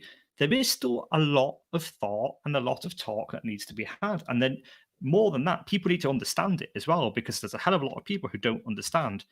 But by suffocating the issue and by restricting free speech, what you do is you reduce awareness and people are trying to monopolize this. But even in the left, this is a tough issue. If you look at J.K. Rowling, who was cancelled because of what she was saying about transgender people by feminists, and then feminists themselves who have problems with TERFs, trans exclusionary radical feminists. It's a huge clash of ideas, and even the left can't work out which is the correct answer. And we're only going to work that out with free speech, not by left wingers trying to monopolize the argumentation space and cut down and prevent stores from selling books. Unfortunately, we haven't a good enough culture in the United States, where if you ban a book, more people will buy it because, you know, freedom of speech and all, and you want to support freedom of speech. I think it's beautiful to see, but... Well, you're right. I think by suppressing the real conversation, then we're never going to find real solutions and answers to deal with these, you know, issues that we're facing, or that transgender people face. Like, I think for me, you know, there's so, like, I try to understand the science behind it that we do know, and you know, for someone that's not an expert in the field, it is hard to kind of draw too many conclusions from it. My issue is with science is that it's become so politicized that when I read something from, you know, someone who is a self-proclaimed expert in a field, and they may have the various qualifications that go along with that, it's still hard for me to trust what they're saying, that it doesn't have some implicit bias because of their own political leanings. Because you've seen it all the time now, and you saw it with obviously the best example I can think of is when you had that letter from health experts who said that, you know, white supremacy is a bigger pandemic than COVID and stuff, and it's just like, it's just ludicrous. Like, what a stretch of logic that is, to rationalize that it's okay when you've been telling everyone that they have to sit in their home, and you have all these Black Lives Matter protests, and it's suddenly like, oh no, but it's fine. It's just like, no, why? Just be honest. Just be honest, because all they do is reduce trust that people have in so-called experts. You know, I want to be able to trust. Science is supposed to be objective and impartial, unbiased. It's supposed to be about the pursuit of the truth, backed up by, you know, empirical evidence. You're not supposed to go in with an idea and then try and prove that your idea is right. You run the experiments, and the answers are the answers, right? And that's how it is. So my issue is that I want to see real science done on this issue of what causes transgenderism or whatever, and I want to know the actual real best solutions to help these people. I don't want some politicized argument made where they're basically weaponizing scientists to support an agenda that they've already made their mind up about. And I think that's the road that we're going down. And you know, it's impossible for people like you and me who are just truth seekers, and we just want to know what's the right thing to do, to find the answers that we can trust. So the only things that I'm kind of picking a side on, I guess, like, I support people's right to do what they want with their own bodies, even if I don't necessarily think it's the right thing for them to do based upon the evidence that I've seen with, you know, regards to studies and stuff of people that have made transitions. And I also don't think that children should be making the choice for themselves to do, as the book says, irreversible damage to their bodies that can't be undone. And I've seen studies that back up the case for the opposite, which is that the vast majority, like 90% of children who inhibit sort of feelings of gender dysphoria, who don't go through a transition, become comfortable with their biological sex. So it doesn't make sense to try and rush them into a procedure when the vast majority are going to probably regret it later down the line anyway. Yeah, and you know, you've kind of raised two big points there. So the first of all being this kind of wokeization of health, right? And the kind of seeping into scientific communities, this woke agenda.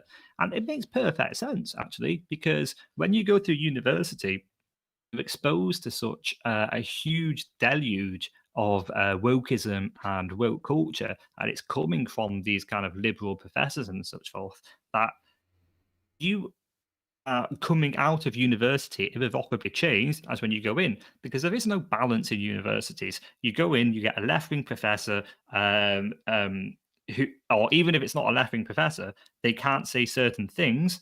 I mean, I've never been in a medical class about transgenderism, but I would love to see one, because you know the professor must have to, you know, curtail his words, and the professor must have to you know, choose their words very, very carefully indeed, or else they get cancelled immediately.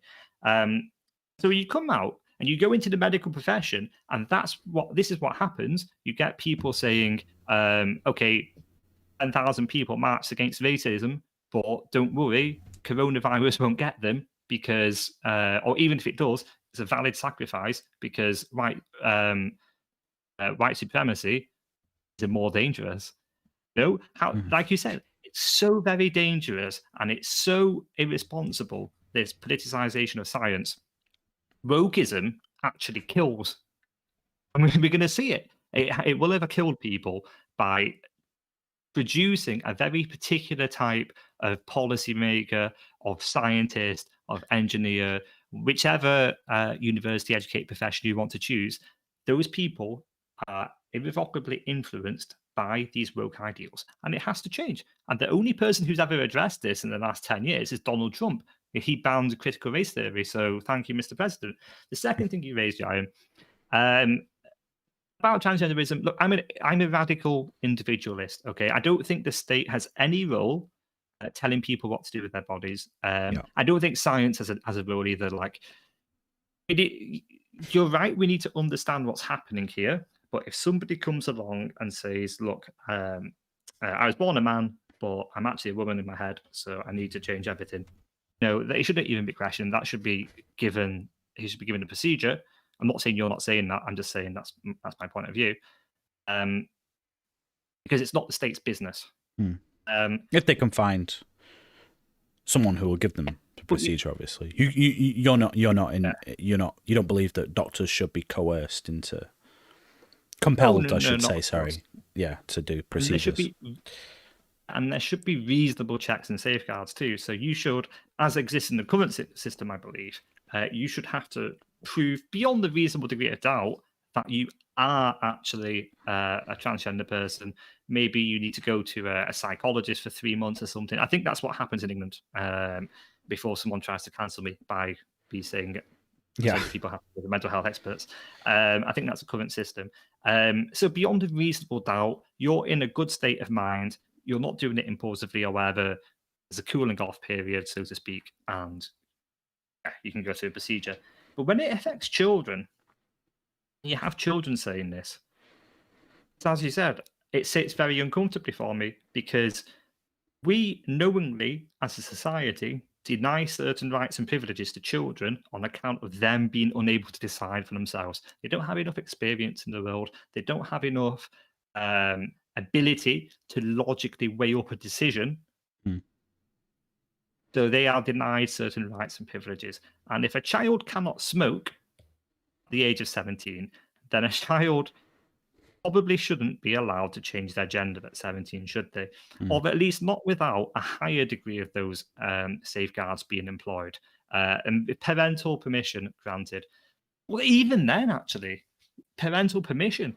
I'm not sure if you saw it, which we talked about in one of the videos. Candace Owens recently, she published, she wrote a book and she was saying men shouldn't wear dresses. She got into a lot of hot water because she criticised Harry Styles being in a dress. And one of the responses to her book and to her tweets was a woman painting the nails of her 4-year-old son and posting it on the internet. Most probably exposing him to how much bullying, how much ridicule. So the child's mother could score a political point on someone she's never met.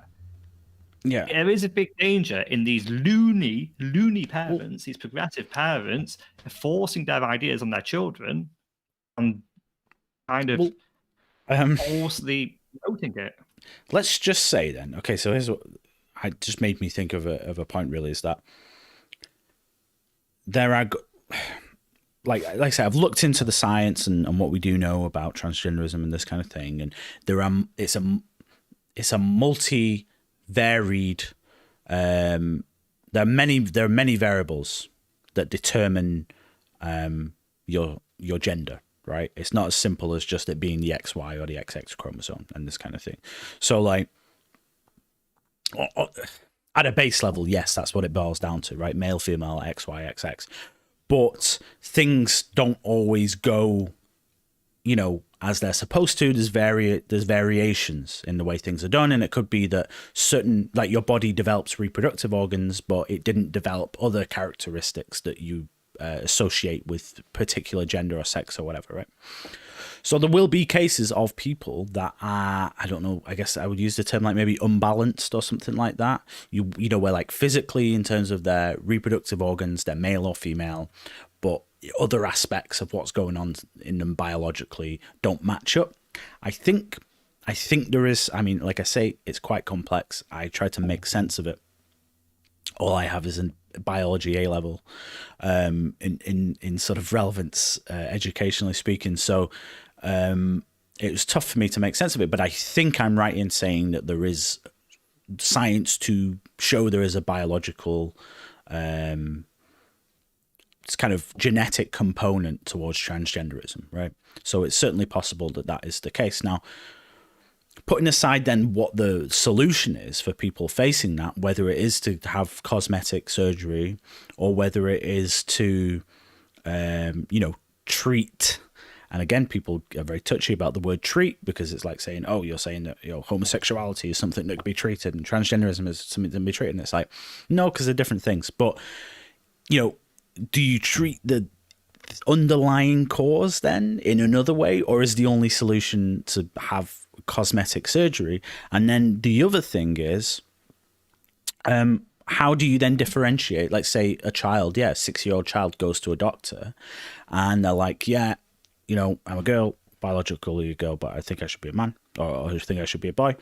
And then they go, right, we're going to give you the procedure and we're going to give you these hormone blockers or whatever and all this, and you're going to do this and this and this and this, and we're going to have this operation and we're, make you a penis or whatever, right?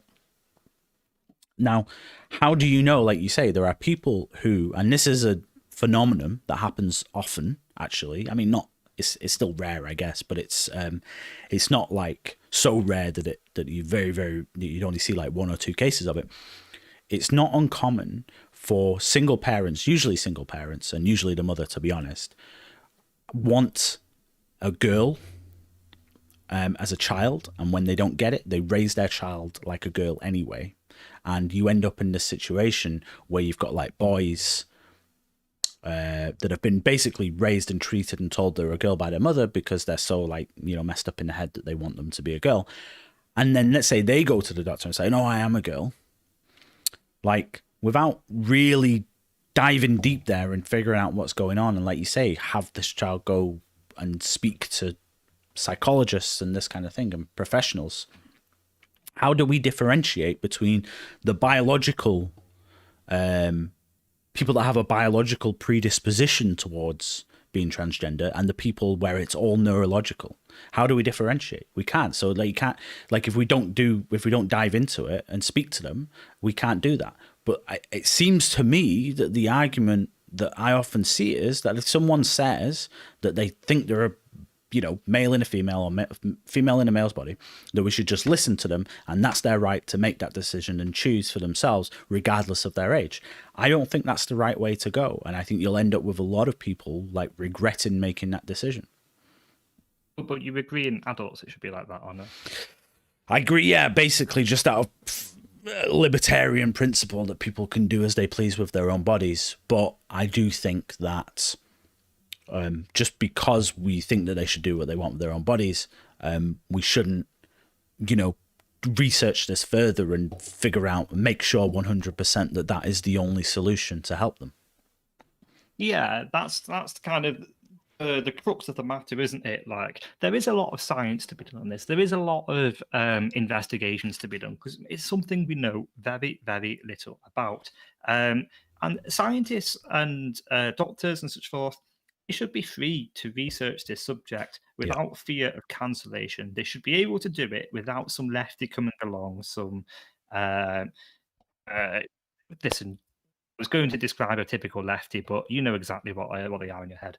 And they come in and they scream and they try to get you fired and they try to close down your practice simply because you've done research on this and your conclusion based on science doesn't fit with how they feel about the subject. And we all know this happens, and we all know this is happening more and more recently. But then again, like we say, the individual is the most important structure in our society. The individual rights and individual liberty. And if adults want this procedure, let's give it to them. If children want it, let's put a safeguard on it. We deny them rights and privileges for a reason. They don't have the full capacity of an adult to make decisions. But there should still be a route for them to have the surgery. Yeah, let's continue the research into it. And I mean, I don't have much more to say on the trans issue. In terms of a free speech issue, I don't know if you want to like kind of go off on a tangent here, but it is really so built into this kind of anti-free speech culture that we have, and when I look at public discourse, it feels like there's a knife being held to the throat of almost every expert who speaks. And no matter what they say, there's some lefty somewhere who's holding them hostage, and you're going to get like comments about it. Even we've had comments. Did you see the guy a couple of videos ago who was he was saying that what did he say? Those who attach their names to things are bound to suffer the consequences or something like that. And he was talking about us expressing political opinions on our YouTube channel. Is that the society we want to live in? I don't think it. Well, oh no, we don't. No, we don't. But yeah, I know this, but I was trying to answer it from their perspective, which is that, you know, it's as we always say. I've realized that everything kind of boils down to this one principle when you look at all of these various different extremists or radicals, and it's an ends justify the means mentality. It's we don't need to apply these traditional values and principles that we have developed as a race, human race, and decided these are important, and we hold these to the highest standard, the sacrosanct. They cannot be removed. We say that for so many different things, but then they say, yeah, but look, this case is so bad, this situation is so bad, and I believe in it so strongly that those rules don't apply to me anymore, because the ends justify the means. What would the outcome from this is going to sort of balance out the journey along the way, so to speak. So I think that's what it boils down to with regards to that. But anyway, I think we've exhausted this conversation for the time being, but I think it's something we need to come back to at another time. And I'd love to actually do, really, really, really kind of put our heads together, do as much research as we possibly can on the topic, and try and produce a kind of, balanced, unbiased, scientific as possible truth towards this whole thing, so that people can kind of be informed on the whole issue. Because right now there's really not many sources you can rely on to just give you a nice, balanced summary of the whole situation. Yeah, and I mean, like, I'm just kind of looking at the chat numbers now, and I'm seeing like we've actually like almost 10 people, which is big for us. So welcome to everyone. Kind of like welcome to you and everything. If it's your first time here, welcome. My name's Connor Allen, and that's Ryan Smith talking with me. Would you be interested in that type of video? I mean, like, we have been talking a lot, haven't we, about those kind of bigger videos, taking a bit more time and them having a more informative aspect, as opposed to our usual content, which is more kind of following the news. We have planned it, and we have several of them in production, but it's always good to get the feedback from the viewers. If there's any particular kind of angles you want to see, if there's anything particular you would enjoy about that, I don't know, let us know. Yeah. I mean, we're kind of wrapping up the live stream now. Like we've gone through all our topics. We just like kind of like to know a bit about the feedback too. I think I was gonna say, I think as well, like the last one we did was obviously a bit later, and then this one was a lot earlier. And I think just judging from the point at which people seem to be online and come in, it's like somewhere in between. Yeah. So like, I think whereas we did the last one at 10 our time, and then this one at 6 our time, I think maybe like 7 or 8. It's like probably 8 is it might be the ideal time. So we'll look at the analytics, won't we? And we'll kind of we'll put out in the videos this week. We'll put out a definitive time for next Sunday, as we do all the time. It's science driven, and we like exactly. We are science driven. So If we get like, it would be great to have a few people certainly just coming and chatting away and picking the right time to kind of facilitate a conversation in the chat. And because I don't really like just reading out articles, I'd rather just kind of have a bigger conversation that we can sit and talk about for a long time. So yeah, and the what we hold it up to is election night, because we had we had about 10, 15 subscribers just sat with us the entire night chilling, and we want to recreate that atmosphere.